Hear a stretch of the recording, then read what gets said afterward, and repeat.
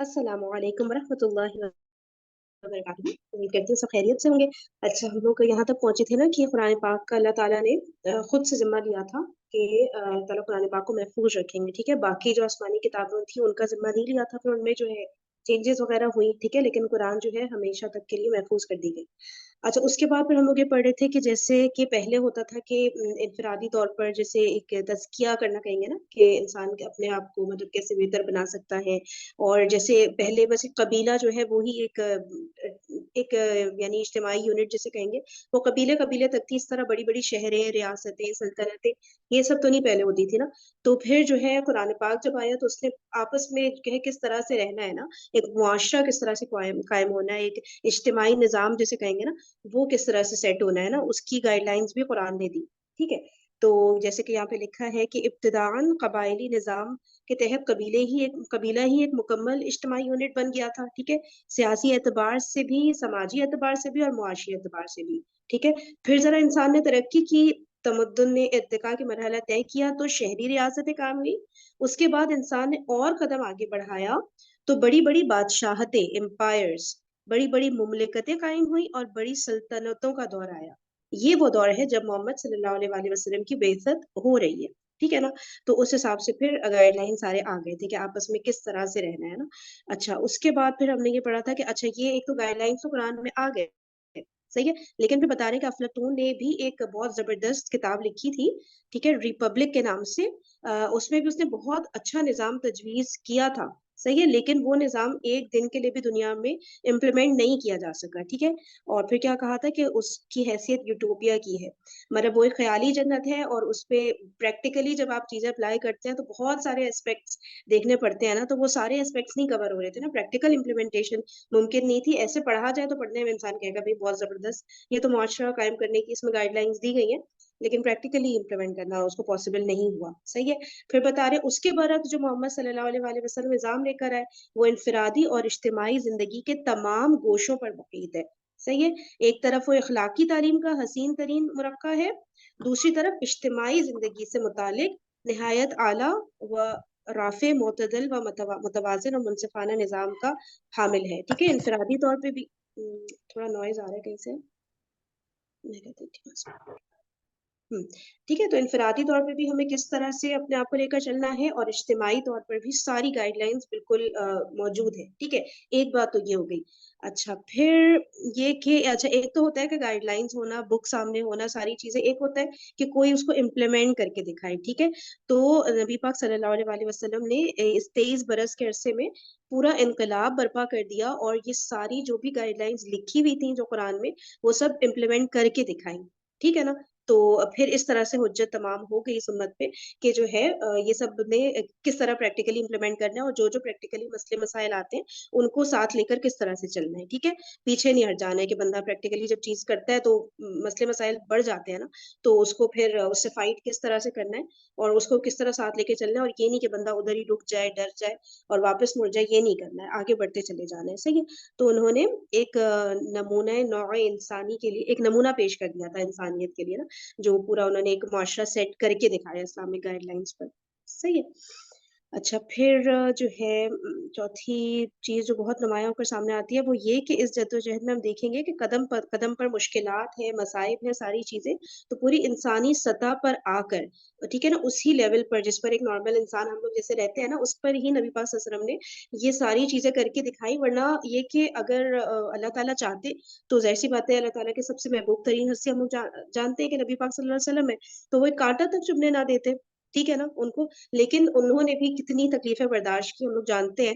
सही है, तो इस वजह से जो है इस तरह उन्होंने करके दिखाया कि प्रैक्टिकली भी जैसे इंसान को इतनी तकलीफें आए तो उसने पीछे नहीं हटना है। वरना अगर उनको कोई भी तकलीफ नहीं होती अल्लाह ताला के इज़्न से, तो फिर इंसान के लिए एक प्रैक्टिकल एग्जाम्पल सामने नहीं होती ना कि हम किसको फॉलो करें, क्योंकि हम तो ये तकलीफें झेल रहे हैं, लेकिन जो हमारे नबी थे उनको तो एक कांटा भी नहीं चुभता था। ठीक है ना, फिर हम लोग के सामने प्रैक्टिकल जैसे कहते हैं लीडिंग फ्रॉम द फ्रंट, जो एक लीडर होता है सामने, वो नहीं होता ना प्रैक्टिस, جس نے یہ ساری چیزیں جھیلی ہوں، یہ سارے مشکلات اور مسائل، ٹھیک ہے اچھی طرح ریکیپ کرنی پاری، سوری کوشش کری ہوں کہیں پہ میں کچھ لیکنگ ہو نا تو آپ لوگ پلیز اس چیز کو کور کر دیا کریں گے. فریم اس بات کو اس طرح بھی سمجھا جا سکتا ہے یا تم نے یہ پوائنٹ مس کر دیا ہے یا تم نے یہ پوائنٹ غلط بول دیا ہے, ٹھیک ہے تو جو چیز اس کو نا صحیح کر دیا کرے.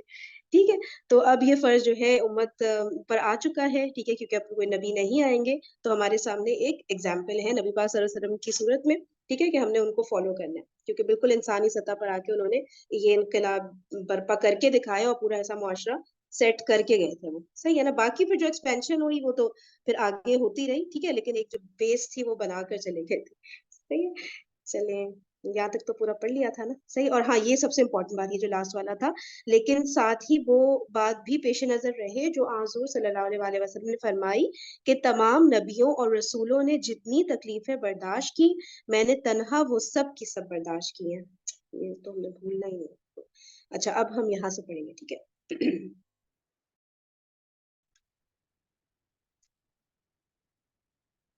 حیات نبی صلی اللہ علیہ وسلم قبل از آغاز وحی. اعوذ باللہ من الشیطان الرجیم, بسم اللہ الرحمن الرحیم. الم یجدک یتیما فآوا ووجدک ضالا فہدا ووجدک عائلا فأغنا. انبیاء کچھ کہہ رہے ہیں,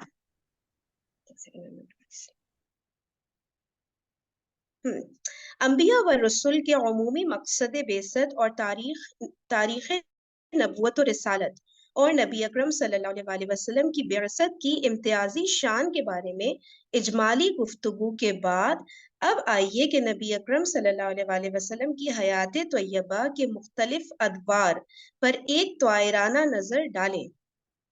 طائرانہ نظر کیا ہوتا ہے؟ کچھ اڑنے جیسا ہوتا ہے نا طائر اردو میں بولتے جیسے ہوائی فائر کرتی ہو نا ہوائی فائر اسی طرح ایک یعنی شارٹ کٹ ایسے ہی اوپر سے دیکھتے ہوئے گزرتے ہیں.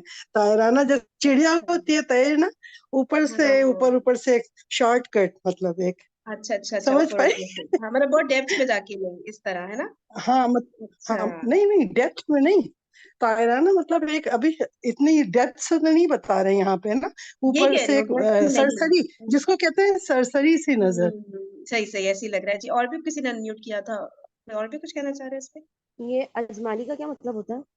اجمالی کون سا ٹوٹل اجمالی. ہاں اچھا اجمالی, ہاں کہاں لکھا ہے یہ دیکھیں یہ دوسری لائن میں اردو کا جہاں ٹیکسٹ شروع ہو رہا ہاں ہے نا, اجمالی گفتگو. پڑھیے ذرا سا ہاں کیا لکھا, یہ انبیاء اور بعثت رسول کے عمومی مقاصد بعثت نبی اکرم صلی اللہ علیہ وسلم کی بعثت کی شان کے امتیازی بارے شان کے بارے میں اجمالی اجمالی گفتگو. گفتگو کی. اجمالی ہاں گفتگو ابھی تک ٹوٹلی ابھی تک جو گفتگو ہوئی ہے اس کے بعد اب بتا رہے اجمالی, ہیں آگے. آئی گیس سمرائز گفتگو اجمالی مطلب ایک ہاں پورا ٹوٹیلٹی کے اس میں نا, ٹھیک ہے. چلے اوکے. اچھا ایک طائرانہ نظر ڈالیں. اچھا کوئی اگر اجمالی ورڈ کا میننگ بھی اگر چیٹ پہ لکھ دے تو بہت ہی اچھا ہو جائے گا, ٹھیک ہے. چلے اس ضمن میں سب سے پہلے آپ صلی اللہ علیہ وسلم کی حیات طیبہ کا وہ دور جو پیدائش سے لے کر آغاز وحی تک ہے اس کے بارے میں واقعہ یہ ہے کہ ہمارے پاس مستند اور مصدقہ معلومات بہت کم ہے, ٹھیک ہے. ان کی پیدائش سے لے کے وحی کے آغاز تک یہ والا جو دور تھا نا, تو اس دور کے بارے میں اوتھینٹک انفارمیشن کہہ رہے ہیں کہ کم ہے, صحیح ہے نا. تصدیق شدہ اوتھینٹک مستند جو ہوتی ہے وہ بہت کم ہے. البتہ اس ضمن میں اگر قرآن مجید کی طرف رجوع کیا جائے اور سورہ والضحیٰ کی 3 آیات کو اپنے ذہن میں عنوانات کے طور پر تجویز کر لیا جائے جن کی میں نے آج کی گفتگو کے آغاز میں تلاوت کی ہے, تو حیات طیبہ قبل از آغاز وحی کے بارے میں جو بھی باتیں مصدقہ معلومات کی بنیاد ہمارے پاس ہیں وہ تمام باتیں اور معلومات ان 3 آیات کے ذیل میں بڑی خوبی کے ساتھ انہی کی شرح و تفسیر کی حیثیت سے 3 عنوانات کے بطور شامل ہو جائیں گی. بیچ میں کسی نے شاید انمیوٹ کیا تھا, کوئی کچھ کہنا چاہ رہا ہے؟ نہیں میں یہی کہہ رہی تھی کہ وہ حضور صلی اللہ علیہ وسلم کی اسی لیے جو برتھ ڈے مناتے ہیں 12 ربیع الاول، یہ کنفرم ڈیٹ ہے نہیں، یا موت کا تو کنفرم ہے کیونکہ بات کا تو کلیئر لکھا ہوا ہے، لیکن یہ جو پہلے کی معلومات ہے وہ مصدقہ نہیں ہے، تو اسی لیے کبھی 9 کہتے ہیں، کوئی 11 کہتا ہے، کوئی کچھ، لیکن ہم لوگ یہاں پہ موت کا دن زیادہ مناتے ہیں 12 ربیع الاول کو۔ صحیح ہو گیا، ٹھیک ہے نا. ہاں تو جو ہے تو وہ اختلاف ہے نا تاریخ پیدائش کی. ٹھیک ہے، اور کسی نے کچھ کہنا ہے؟ اچھا تو بطور شامل ہو جائیں گے. اچھا، جہاں تک آپ صلی اللہ علیہ وآلہ وسلم کی ولادت باسعادت کی تاریخ کا تعلق ہے، معتاد ترین اندازوں کے مطابق آپ صلی اللہ علیہ وآلہ وسلم 9 ربیع الاول عام الفیل کو پیدا ہوئے، جو انگریزی تقویم کے مطابق اغلباً 20 اپریل، ٹھیک ہے، 20 اپریل 571 عیسوی بنتی ہے. یہاں سے آپ صلی اللہ علیہ وآلہ وسلم کی حیات طیبہ کا ابتدائی دور شروع ہوتا ہے، جو دراصل جو اوپر جو ساری آیات تلاوت کی تھی کی مکمل تفسیر ہے. ٹھیک ہے، اب اس کو ڈیٹیلز پڑھتے ہیں. ڈیٹیل میں کیا آ رہا ہے؟ آپ صلی اللہ علیہ وآلہ وسلم اس دنیا میں تشریف لائے تو اس حال میں کہ والد ماجد عبداللہ کا انتقال آپ کی ولادت باسعادت سے قبل ہی ہو چکا تھا. 6 سال تک والدہ ماجدہ کے سایہ عاطفت میں پرورش پانے کے بعد اللہ تعالیٰ نے ان کا سایہ بھی آپ صلی اللہ علیہ وآلہ وسلم سے اٹھا لیا. نتیجتاً آپ صلی اللہ علیہ وآلہ وسلم اپنے دادا عبد المطلب کے زیر کفالت اور زیر تربیت آئے، لیکن 2 ہی سال بعد یتیمی کا ایک اور داغ آپ صلی اللہ علیہ وآلہ وسلم کو دیکھنا پڑا، اور انتہائی محبت اور شفقت کرنے والے دادا کی شفقت و محبت کا سایہ بھی آپ صلی اللہ علیہ وآلہ وسلم سے اٹھا لیا گیا. اس کے بعد کچھ عرصے تک آپ صلی اللہ علیہ وآلہ وسلم اپنے بڑے تایا زبیر بن عبد المطلب کے زیر کفالت رہے. اچھا، یہ میرے لیے تو مجھے نہیں پتا تھا یہ بات.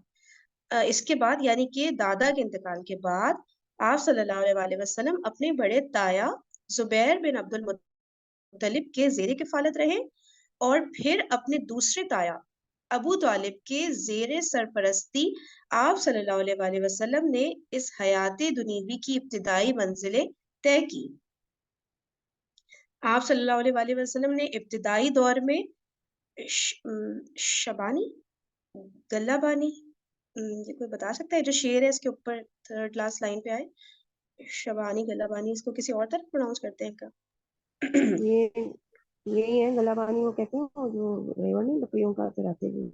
اچھا اچھا اچھا، چراتے جو بکریوں کو، ٹھیک ہے.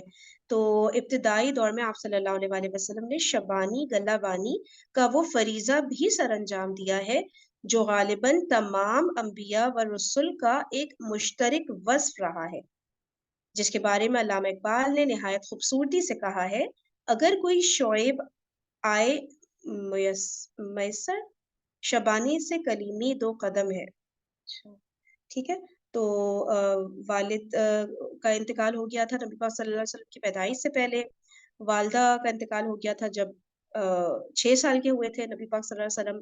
پھر دادا حضرت عبد المطلب ان کے ساتھ ان کی زیر کفالت زیر پرورش رہے نبی پاک صلی اللہ علیہ وسلم. پھر ان کا بھی انتقال ہو گیا تو پھر اپنے تایا زبیر بن عبد المطلب کے زیر کفالت رہے، اور پھر اپنے جو دوسرے تایا ہیں جن کو ہم لوگ چچا نارملی بول رہے ہوتے ہیں نا، ٹھیک ہے، ابو طالب، ان کے ساتھ ان کے زیر پرستی پھر وہ تو کافی ایک لمبا عرصہ گزارا تھا انہوں نے نا.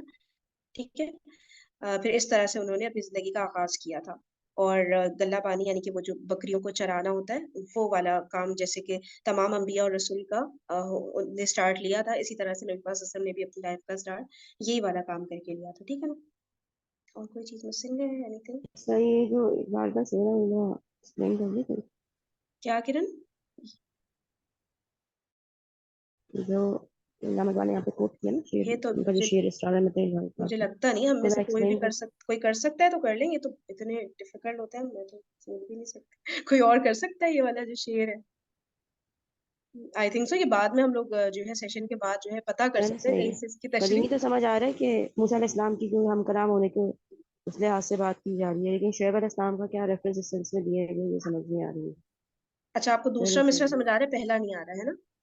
جی دو قدم دوسرا مصرع دیکھیے بھی شربانی سے کلیمی 2 قدم ہے. چلیے ٹھیک ہے، اس کو فائنڈ آؤٹ کر سکتے ہیں بعد میں. صحیح ہے، آئی ڈونٹ نو کدھر سے کر سکتے ہیں، لیکن چلیے دیکھ لیں گے کہ کہیں سے مل جائے تو اس کو گروپ پہ شیئر کر دیں گے. اچھا بھائی، آپ صلی اللہ علیہ وآلہ وسلم نے گلہ بانی کی اور یہ بات جان لینی چاہیے کہ عرب کے لق و دق صحرا میں ایک ایسی فضا میں کہ جہاں دور دور تک کوئی متنفس نظر نہ آتا ہو، اوپر آسمان کا سایہ، نیچے پھیلی ہوئی زمین، ادھر ادھر پہاڑ، یہ در حقیقت فطرت سے قریب ترین ہونے کی ایک کیفیت ہے. اچھا ٹھیک ہے. آپ صلی اللہ علیہ وسلم نے گلہ بانی کی اور یہ بات جان لینی چاہیے کہ عرب کے لق و دق صحرا میں ایک ایسی فضا میں کہ جہاں دور دور تک کوئی متنفس نظر نہ آتا ہو، اوپر آسمان کا سایہ، نیچے پھیلی ہوئی زمین اور ادھر ادھر پہاڑ، یہ در حقیقت فطرت سے قریب ترین ہونے کی ایک کیفیت ہے. نبی اکرم صلی اللہ علیہ وآلہ وسلم نے اپنا ابتدائی دور اس کیفیت میں بسر کیا ہے، گویا کہ کتاب فطرت کا مطالعہ دل کھول کر کیا، جس کی طرف ایک اشارہ ہے قرآن مجید کے آخری پارے کی سورہ مبارکہ میں. اچھا پہلے پڑھ لیتے ہیں پھر اس کو ڈسکس کر لیں گے، بڑی زبردست سی بات ہے.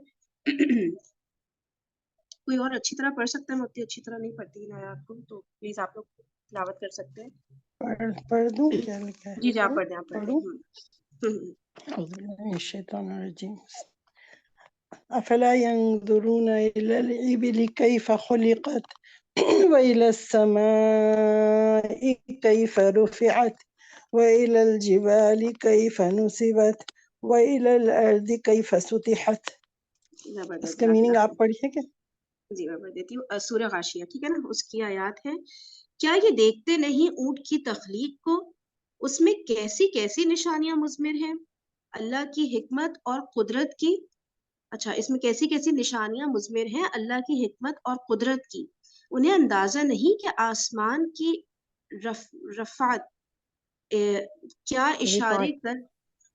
ہاں، رفعت ہوگا نا، بلندی. رفت، پھر رفت ہوگا ہے نا. جی جی آسمان کی رفت کیا اشارے کر رہی ہے؟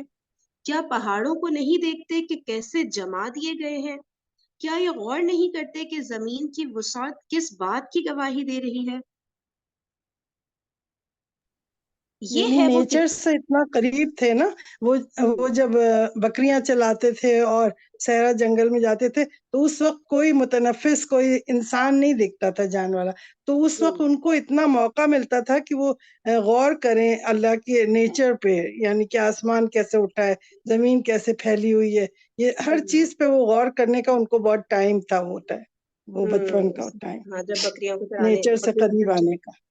ہے نا، یہ واقعی اصل میں میں زبردست. جی سب اور انبیاء کا یہ رہا ہے نا، بس رہا ہے اصل میں. تو جب یہ سب کیا کرتے تھے کہ اس میں آپ جب اکیلے ہوتے ہیں نا، خلوت میں ہوتے ہیں، سالٹیٹیوڈ میں، تو آپ کو زیادہ غور و فکر کرنے کا موقع ملتا ہے. تو حضرت ابراہیم علیہ السلام نے بھی یہی مطلب شروع میں کہ ستاروں کو دیکھ کے کہتے تھے، پھر جب وہ کہتے تھے میں یہ میرے خدا ہے، تو کہتے تھے نہیں یہ تو ڈوب گئے ہیں، یہ غائب ہو جانے کی چیز میرا خدا نہیں ہو سکتی. تو یعنی کہ آپ کو غور و فکر پھر سورج کو دیکھ کر کہا، یعنی کہ جو اکیلے میں آپ تفکر و تدبر کر سکتے ہو نا، وہ آپ ہجوم میں نہیں کر سکتے. اس لیے انبیاء کو جو ہے نا اللہ تعالیٰ یہ مطلب ایک وہ کہتے ہیں نا ایک انوائرمنٹ ایک شروع سے ایسا ان کا ایک اندر سے بھی ایک ظاہر بھی باطن بھی ویسا تھا اور ظاہر بھی ایسا تھا. آپ صلی اللہ علیہ وسلم کو زیادہ جب وہ 40 سال کی عمر تک کے قریب پہنچے تو غارے آ جاتے تھے، اسی لیے اس وقت اپنی مطلب اکیلے عبادت وہ اس طرح کی جو بھی عبادت اپنا مراقبہ کرنے کے لیے جو بھی کہ اپنے مطلب یہ چیزیں جو ہے نا انبورن ہوتی ہے. تو جو خلوت میں جتنا آپ صوفیز میں ہوتا ہے نا مراقبہ کرنا، یہ جو صوفیز کرتے ہیں، یوگا والے کرتے ہیں، اس طرح یہ لوگ نیچر کو بہت زیادہ قریب سے غور سے کلوز ہوتے سوچتے ہیں. دیکھتے ہیں، تو اس سے نا کافی انسان کا چینج ہوتا ہے. تو اپنے بچوں کو ہم سب کو نا اس چیز پہ ٹائم تھوڑا سا دن میں ضرور دینا چاہیے کہ نیچر پہ غور کریں، تو اس سے اللہ کی وحدانیت بہت سمجھ اور اسی آتی ہے. طرح ہے نا قرآن کی کئی جگہ آیات میں ایک آیت یہ بھی خلق السماوات والارض واختلاف اللیل والنہار لآیات لأولی الألباب، ہاں کہ بے شک جو بالکل. آسمان اور زمین کی تخلیق میں نشانیاں ہیں عقل والوں کے لیے. اسی طرح پھر سورہ ملک کی پہلی آیت ہے تبارک الذی بیدہ الملک وہو علی کل شیء قدیر الذی خلق الموت والحیاۃ. یعنی آپ کو مسلسل جو ہے نا اس چیز کی طرف مائل کیا جا رہا ہے کہ آپ جو ہے اپنے ارد گرد جو ہے وہ غور و فکر کریں. اگر آپ اسی کو دیکھتے ہیں نا تو آپ کو کئی نشانیاں کئی آیات اللہ کے وجود کی مطلب سمجھ آتی ہیں. تو یہ انبیاء کا بھی اسی لیے تھا, اسی لیے تو یہ مطلب اسی کھوج میں جو ہے وہ جب ان کی انکوزیٹو نیچر ہوتی تھی تو اللہ تعالیٰ ان کو پھر آغاز مطلب یہ شروع ہوتا تھا, اس کے بعد اللہ تعالیٰ ان کو نبوت سے سرفراز کرتا تھا. بے شک. اور اس چیز کو میں نا اپنے آپ سے اگر ریلیٹ کروں, مجھے ابھی ریسنٹلی ہی ایسا ہوا تھا کہ یعنی کہ جیسے ہم لوگ کہیں جا رہے ہوتے ہیں نا گاڑی میں فیملی کے ساتھ, ٹھیک ہے, تو پہلے میری عادت اس طرح تھی چپڑ چپڑ بول بول کے نا بولتی رہتی تھی بس نا. اب میں گئی تو سب لوگ حیران ہوئے تھے کہ فرین کیا تم گاڑی میں وہ بھی کہ نہیں, پتہ ہی نہیں چل رہا, کیونکہ اب مجھے مسلسل ہوتا ہے یار میں آبزرو کرتی رہوں ادھر ادھر کیا ہو رہا ہے کیا ہو رہا ہے. اللہ تعالیٰ نے اچھا ادھر دیکھو بائک والا کھڑا ہے, اس کی بائک خراب ہے, وہ کتنا پریشان ہے, مطلب مجھے ہر چیز پہ دل چاہتا ہے کہ بس میں خاموش ہو کے غور کرتی رہوں, کیونکہ اتنے نظارے آپ کو دکھتے ہیں جب آپ راستے میں جا رہے ہوتے ہو اور ہر چیز سے پھر نظر آ رہا ہوتا ہے, اللہ تعالیٰ کی قدرت نظر آ رہا ہے. اب ظاہر ہے یہ نیچر والی بات جو ہے یہ تو اتنا نہیں, پھر اتنا زیادہ شہر میں جب آپ رہتے ہو تو ہنگامہ سب کچھ آس پاس چل رہا ہوتا ہے, لیکن اس میں بھی نظر آ رہا ہوتا ہے کہ اللہ تعالیٰ نے ہر چیز کو کتنا باریک بین اس طریقے سے بنایا. اور ہاں اب تو آنا پڑے گا مجھے دیکھنے کے لیے تم کو. تو وہ اب ظاہر ہے وہ بات جب دین سمجھ آنے لگتا ہے تو انسان میں خاموشی والی چیز آنے لگ جاتی ہے, جس کو تھوڑا وہ مطلب فائٹ کرنا چاہیے. ایک دم ہی بندہ خاموش ہو کے نہ بیٹھ جائے, پھر آپ نے ظاہر ہے ان لوگوں کے درمیان رہنا ہے تو پھر ذرا بات چیت کرنا گپے مارنا وہ بھی کہیں کہیں ضروری ہو جاتا ہے. لیکن یہ کہ پھر دل چاہتا ہے کہ اس خاموشی سے آبزرو کرتا رہے بندہ آس پاس کیا ہو رہا ہے, اور وہ چیز پھر پہلے نہیں آتی نا جب دین سمجھ نہیں آتا, تو یہ بالکل آپ کی نا چیز شخصیت بہت آپ کی عقل پختہ ہو جاتی ہے تو آپ کی پرسنالٹی میں اس کا امپیکٹ آتا ہے, اور آپ کے اندر جو ہے نا یہ خود بخود چیز آنے لگتی ہے. خاموشی آپ کو زیادہ میننگ فل لگتی ہے کیونکہ اس میں آپ زیادہ کلوز ہوتے ہو اپنی مطلب وہ آپ کا تھاٹ پروسیس چینج ہو جاتا ہے, یعنی فیس شفٹ ہو جاتا ہے, یعنی آپ کی پرسنالٹی بالکل ایک چینج ہونے لگتی ہے. ہاں بہت زیادہ واقعی میں یار بڑا واقعی عجیب سی کیفیت ہے, صحیح بات ہے. ٹھیک ہے, تو یہ اب بتا رہے کتاب فطرت کا اس کو ورڈ دیا, اتنا پیارا ورڈ ہے یہ ہے وہ کتاب فطرت جس کے مطالعے سے انسان اپنے فاتر کے قریب ترین آتا ہے. ٹھیک ہے, فاتر کس کو پھر ہم کیسے سمجھیں گے؟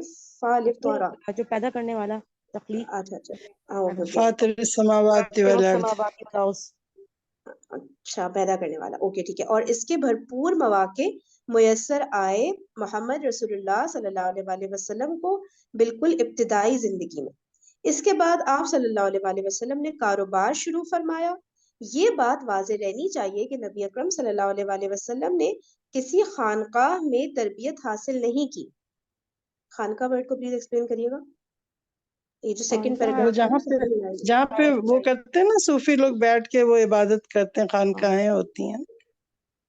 اچھا مطلب وہ اکیلا جو تنہائی میں کسی جگہ عبادت کرنا, وہ خانقاہیں بنی یعنی آپ ہوتی صلی اللہ علیہ وسلم کا کوئی مینٹور نہیں تھا, آپ صلی اللہ علیہ وسلم خود سے اندر یہ چیز تھی. مجھے لگ رہا ہے یہ مدرسے کے سینس میں بھی یہ ورڈ آئے گا نا, کہ کوئی ہیں. تعلیم کا. نہیں ایک الگ, ہاں نہیں مدرسے میں تو شور غل ہوتا ہے نا, بہت سارے اسٹوڈینٹس ہوتے ہیں. وہ خانقاہیں ہوتی ہے جہاں آپ اکیلے اللہ کی قدرت غور کریں, اور اکیلے تنہائی میں اللہ کے اس کو, وہ اکیلے کیا کرسچنس کا یہودیوں کا ان کا بھی ہوتا تھا نا, وہ ایک عابد جو بند کر کے وہاں عبادت کرتا تھا, جس پہ جبرائیل علیہ السلام کا ہے نا کہ اللہ تعالیٰ نے کہا اسی کے اوپر پہلے الٹو, کیونکہ اس کو راہب جو ہوتے تکلیف نہیں ہوئی اتنا. راہب جیسے راہب کا ہوتا ہے نا ایک بیٹھنے کی جگہ, اسی طرح خانقاہیں بنی ہوتی ہیں جہاں جہاں یہ عبادت کرنے والے لوگ بیٹھتے ہیں. ہر مذہب کا الگ الگ ہوتا ہے. اچھا اچھا ٹھیک ہے, اس میں کا نے نام خبر بھول گئی میں, اس کا بھی ایک نام ہوتا ہے, خانقاہ نہیں کہتے, یہ مسلمانوں میں زیادہ ہے خانقاہ کا نام, اور ان میں کچھ پتہ نہیں بھول گئی, ابھی ذہن سے نکل گیا نام اس کا. خانقاہ یا لکھا ہے سومعہ یا دیر, وہ ہاں عمارت سومات, جہاں سوما سومات کہلاتے ہیں. ہاں یا دیر, یہ وہ عمارت ہے جہاں ایسے لوگ رہتے ہیں جنہوں نے مذہبی عہد کر رکھا ہو اور دنیا سے الگ تھلگ رہتے ہوں. عموماً راہبوں, راہبات اور زاہدوں کی رہائش گاہیں ہوتی ہیں. اوکے, خانقاہ مسیحت کے علاوہ تصوف میں بھی مستعمل ہے اور دوسرے مذاہب میں بھی اس کا استعمال ہوتا ہے.